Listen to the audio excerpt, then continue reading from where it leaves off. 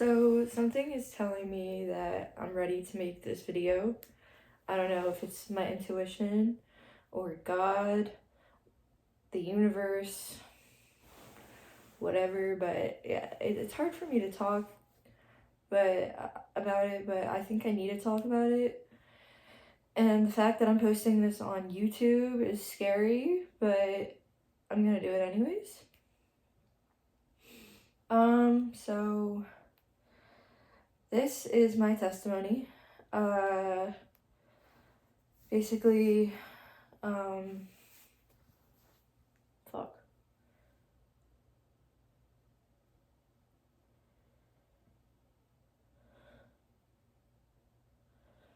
About 4 weeks ago, I tried to kill myself. Background story before I get into that. I am a recovering crack addict. I have been clean now as of today for 71 days. I was living in a recovery house about 4 to 5 weeks ago after I went to rehab for the second time.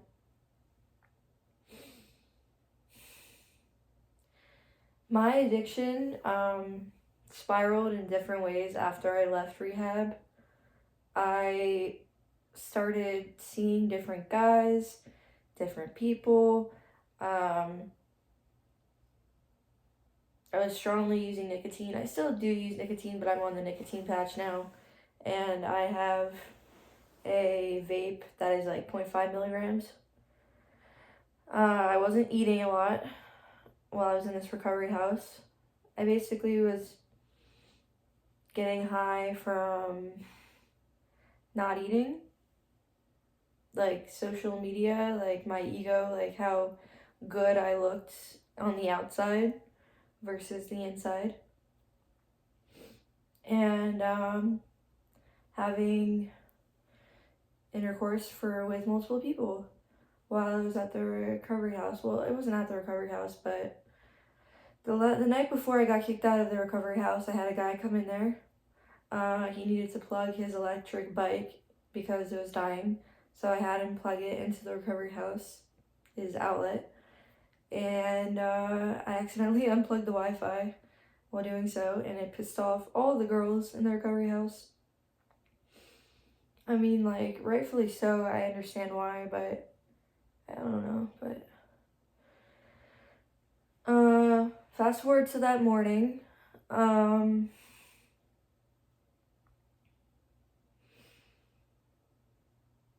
They did an emergency house meeting, and the majority of the girls voted me out.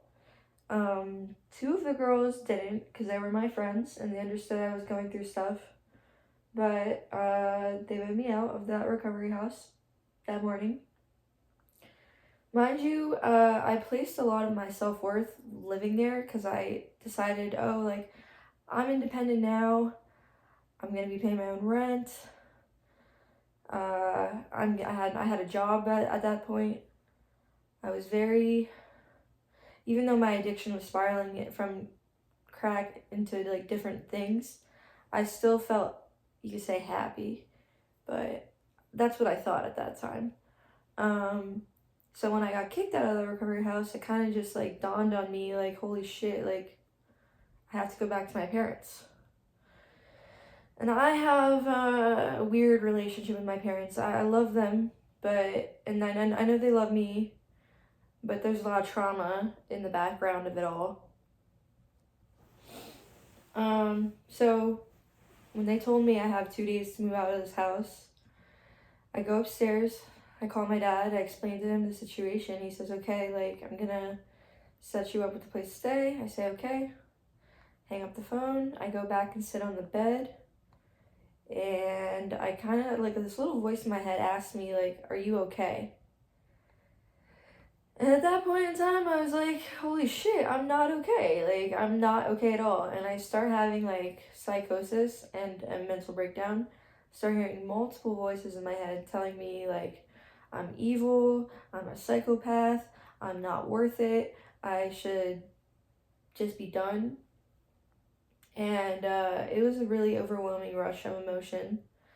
So that day, as I'm sitting there laying in bed crying my eyes out, I kind of decide I'm gonna do it. I'm gonna listen to the voices in my head, which is the stupidest thing I think I could have done, because I'll explain later why, like, the situation I'm in. This metal bar right here is actually a walker, which I'll get into later. But so I'm not gonna explain the gory details of like what I did afterwards, but um, basically I cut my wrist and it didn't work. And at that point, my stepdad was there to pick me up. He'd go to my mom's house, which I'm in right now. I start freaking out, looking for something to cut my wrist more. Doesn't work. And then I had to go ahead and just cry more. And then they take me to my dad's. My dad takes me to a good friend of his, Linda's. And at that point, I decide, fuck it, like, I can't be under parental supervision if I'm gonna go through with this plan to myself.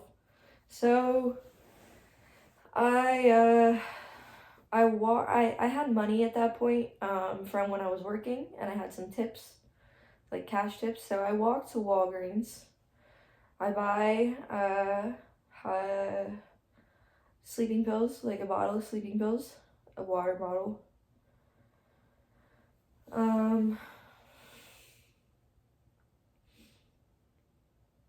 I think the sleeping pills were, I can't remember what the base was of it.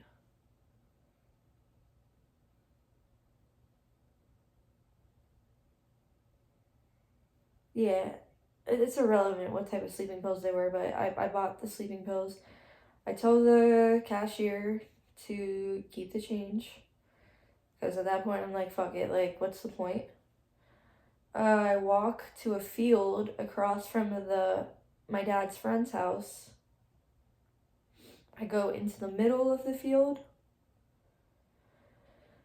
and I take the sleeping pills, and I drink more than half.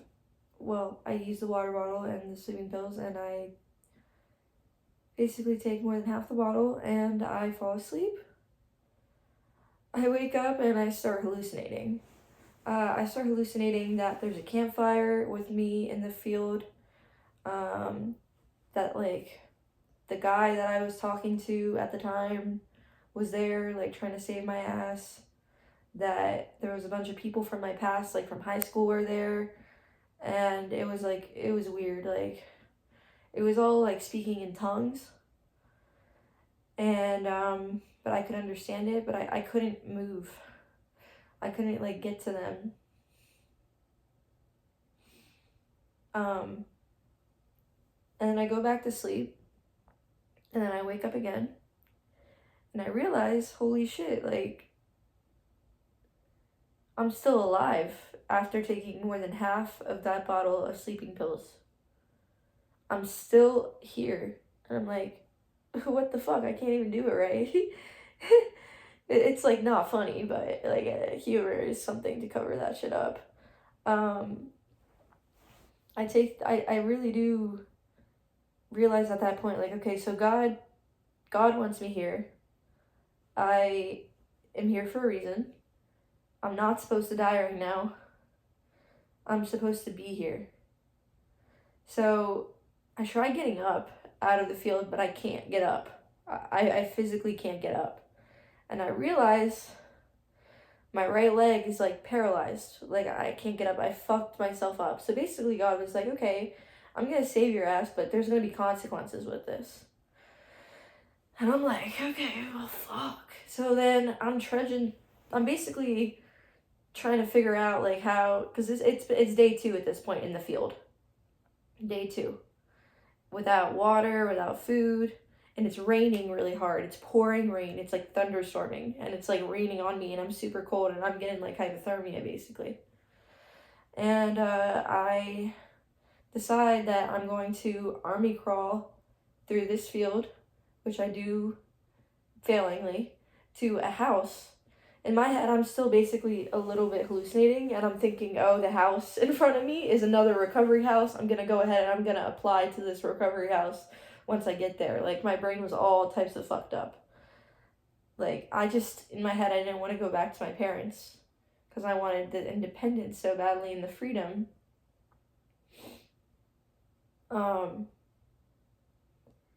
So I eventually somehow managed to take off my pants as I'm army crawling through the field because I realized my pants were like heavy. They're like black, heavy cargo pants. And I thought that, oh, if I take off my pants, I'm gonna be able to army crawl better to this house.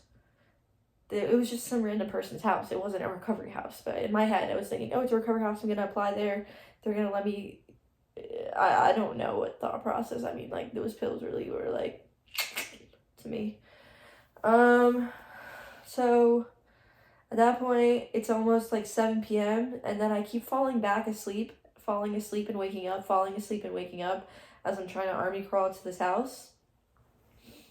And then I go back to sleep, and then I wake up to police in the field who find me, thank God.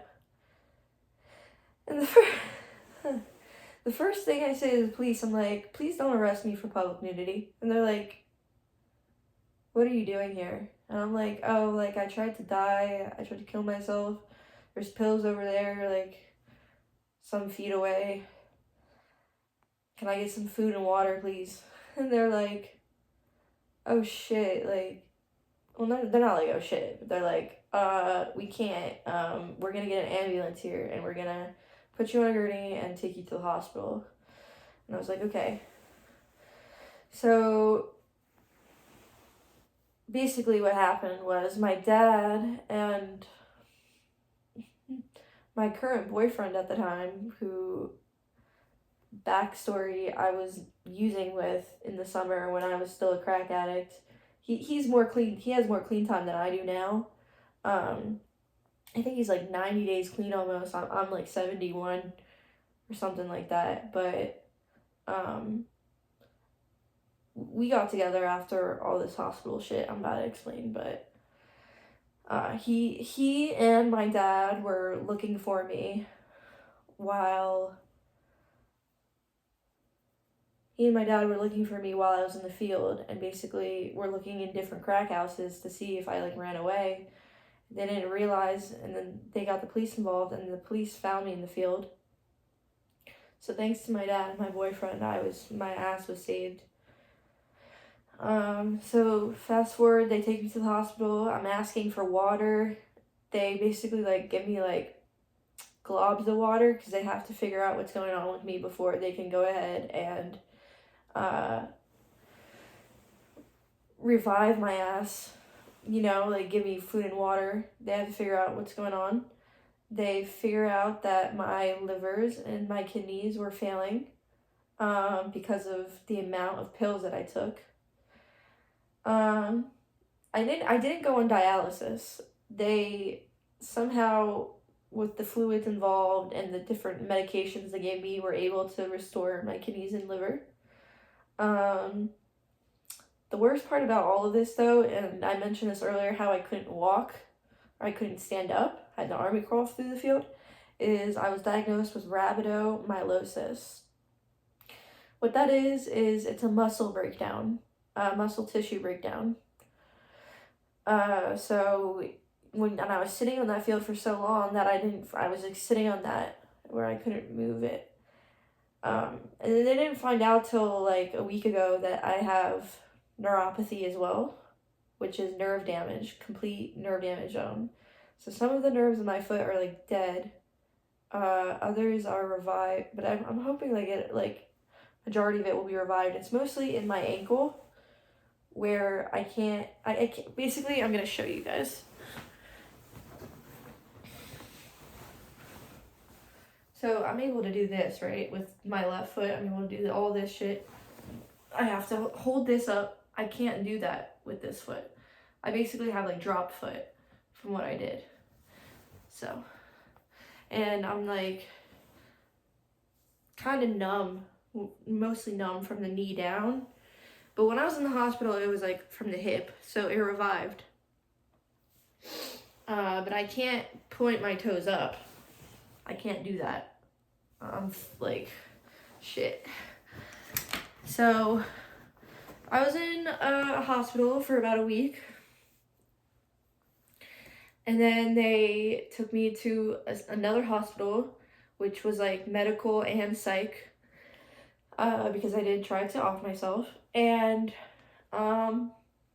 they didn't really do much physical therapy there. They're basically trying to do more like blood work, figure out what's going on with me.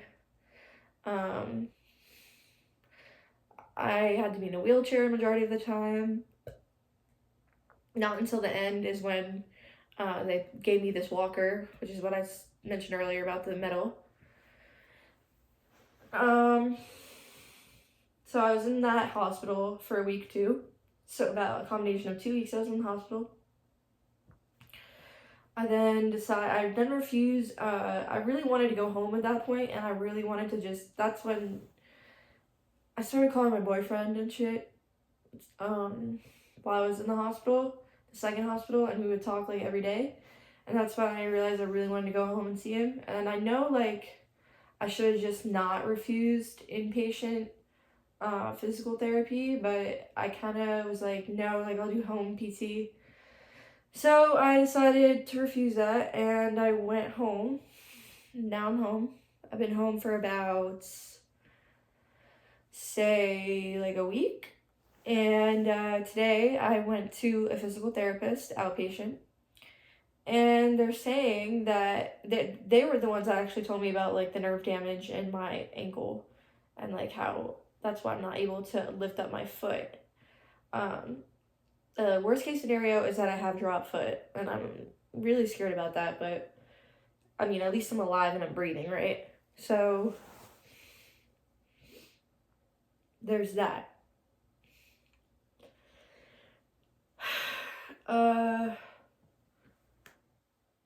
Yeah, so I've been here. I have, how long has this video been going on for? Like 17 minutes. I have mental therapy online in about 30 minutes or so. It's my orientation for it. Yeah, that's basically what has been going on to me. My name's Catherine, by the way, if you guys wanted to know my name. I feel like the reason I made this video is to let you guys know, like, we are all here for a reason. Every single one. Like, the universe didn't make a mistake. Because I should have died in that field. Like, I was blessed to be alive. I took more than half of that bottle of pills. It doesn't make sense to me how I survived it, but I did. And I'm here. And I'm realizing, like, God is real, and God saved my ass.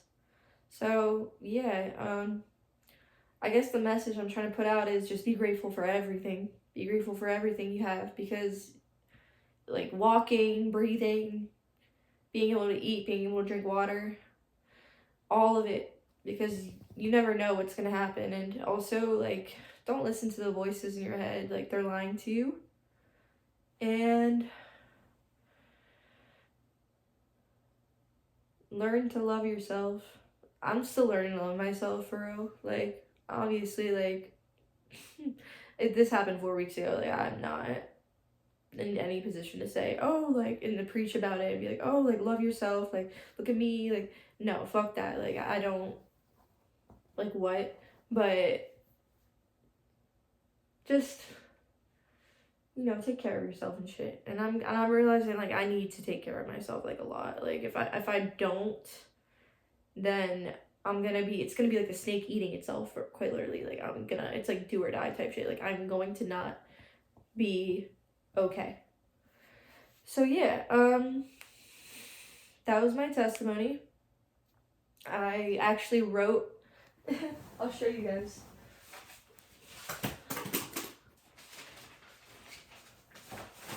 I wrote a list of what I was gonna do while I was in the second hospital. And number 1 says, make YouTube video. We're all here for a reason. Describe my suicide attempt and how I survived it. Share my testimony. Yeah.